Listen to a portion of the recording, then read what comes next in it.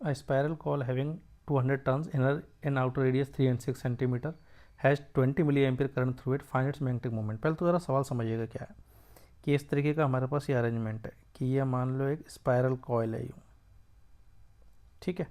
इसके अंदर ये इस तरीके से वायर जा रहा है यूँ बहुत सारा, ठीक है। इस तरीके से रियलिटी में तो ऐसे बनाना चाहिए सही यूँ। इस तरह का एक स्पायरल कॉल है, मैंने दिखाने के लिए इसको ऐसे बनाया है। इसकी इंटरनल रेडियस है, एक बार के लिए मैं R1 नाम देता हूँ, और एक्सटर्नल रेडियस है R2, जहाँ R1 R2 की वैल्यू भी हमको सेंटीमीटर में दे रखी है।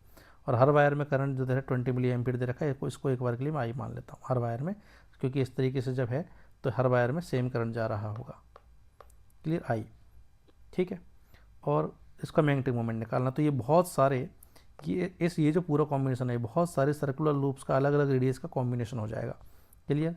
तो पहले, और इसमें total number of turns n दे रखे हैं, तो पहले तो ये देखना R2 माइनस R1 बिड्थ में, इस बिड्थ में जो टर्न्स है वो है n, तो पर यूनिट विड्थ टर्न्स कितने आ जाएंगे, n अपॉन में R2 माइनस R1।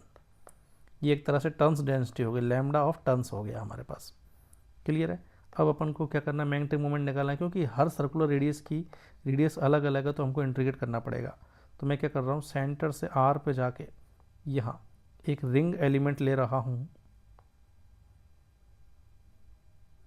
जिसकी जो विड्थ है वो है dr।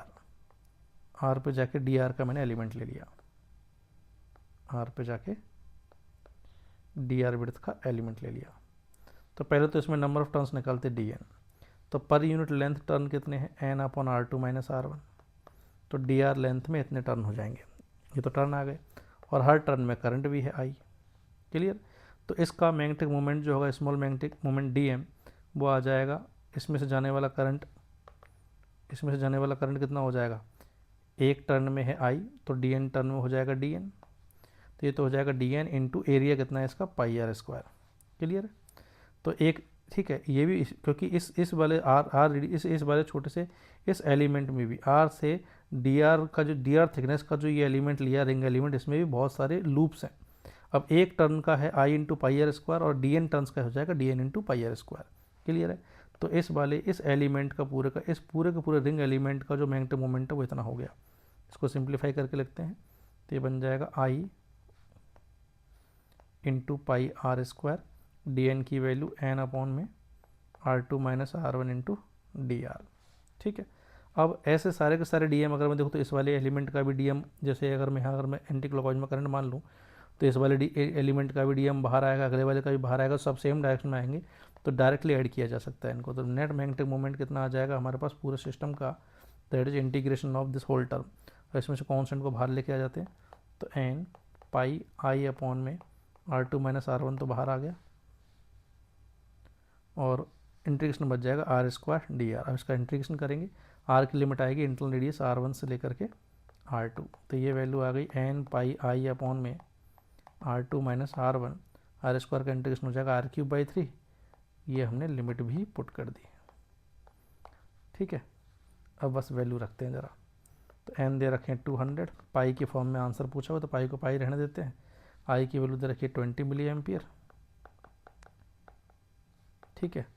R2 R1 दे रखे हैं 6 और 3 सेंटीमीटर, तो डिफरेंस तो हो गया 3 सेंटीमीटर को मीटर में कन्वर्ट कर लिया, और ऊपर 6 का क्यूब मतलब 216, और 3 का क्यूब मतलब 27, और सेंटीमीटर का क्यूब है इसलिए 10 की पावर -6, ऐसा यूनिट में आ गया सारा कुछ। अब बस इसे सॉल्व करते हैं, तो ये वैल्यू आ गई हमारे पास, ये 10 की पावर, चलो करते हैं सॉल्व, -3 से ये 3 पावर कैंसिल। ठीक है। तो ये बच गया हमारे पास 2 इंटू 2 4 पाई अपॉन में 9, और इससे इसकी 10 की पावर -4 बच जाएंगी, और ये वाली वैल्यू कितनी हो गई हमारे पास 16, 6 - 7 9 3 8 इतना आ गया। सिंप्लीफाई कीजिए तो ये आ गया हमारे पास 84 पाई इंटू 10 की पावर -4 SI यूनिट, इतना मैग्नेटिक मोमेंट होगा। तो 84 पाई इंटू 10 की power -4, third option will be the correct answer.